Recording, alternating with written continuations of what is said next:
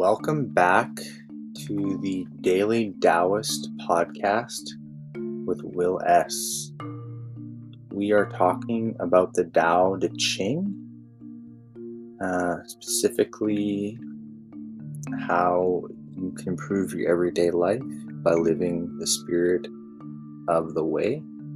The Tao Te Ching was written around 2,500 years ago by a man named Lao-Tzu. It is one of the oldest texts in existence and certainly one of the wisest. Its wisdom is timeless and its message is as relevant now and as important as it was back then, if not more so. It is vital that we learn to come back into balance with the natural world, to live in a more harmonious and selfless way, and the Tao Te Ching beautifully instructs us in bringing ourselves and our lives into alignment with the Tao.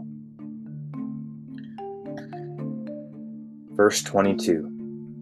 If you want to become whole, first let yourself be broken. If you want to become straight, let yourself be crooked. If you want to become full, let yourself become empty. If you want to be reborn, let yourself die. If you want to be given everything, give everything up. The Master, by residing in the Tao, sets an example for all living beings. Because she or he isn't self-centered, people can see the light in her. Because she does not boast of herself, she becomes a shining example. Because she has nothing to prove, people can trust her words. Because she does not know who she is, people recognize themselves in her. Because there is no goal in mind, everything she does succeeds. When the ancient masters say, if you want to be given everything, give everything up, they aren't using empty words. Only in being lived by the Tao can you truly be yourself. This verse twice states, if you want to be given everything, you must first be willing to give up everything.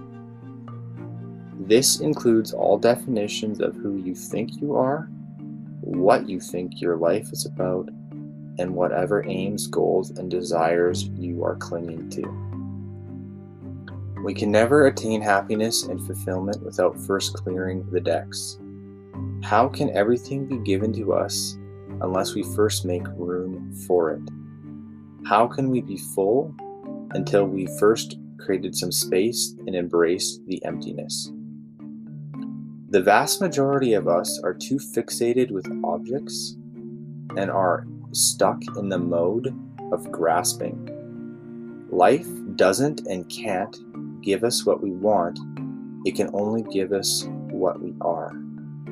So if all we ever do is take from life, then all life is going to do is take from us. But if we can shift this modus operandi instead of live to give, then we might be amazed at how much life becomes willing to give us.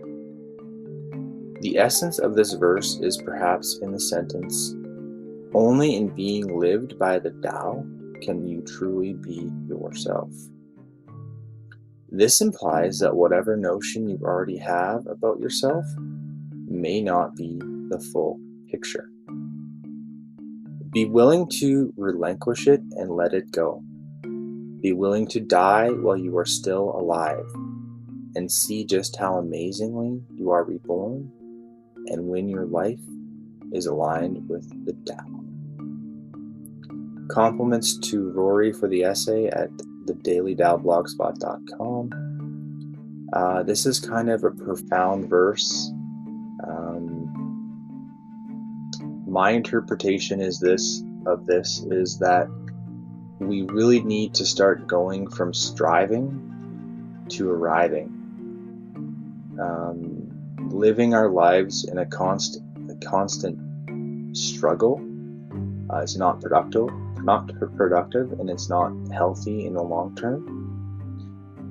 And also here, if you read between the lines, the Tao is preaching or asking us to become minimalistic,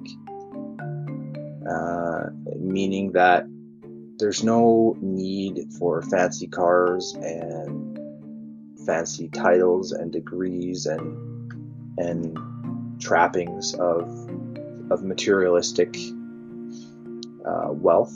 You can be wealthy right now. You can have everything that you need: food, shelter, security, the basics, by living a more minimalistic lifestyle,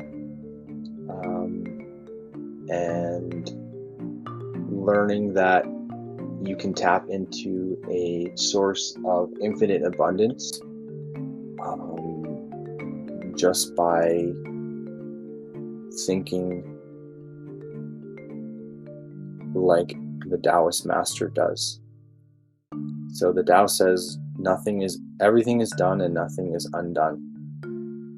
And in order to have everything, you must also know what it's like to have nothing, and vice versa. It's a very powerful verse, and it's a very powerful way of understanding the world, right? If you wake up and you understand that the world begins with circulation, and that the first thing that we should do is give something to somebody else, whether it's our time, our energy, money, something material, doesn't matter. As a good friend of mine says, Matt Belair of the Mind, Body, Spirit podcast, do 3 kind acts a day, and you'll be amazed what comes back in return.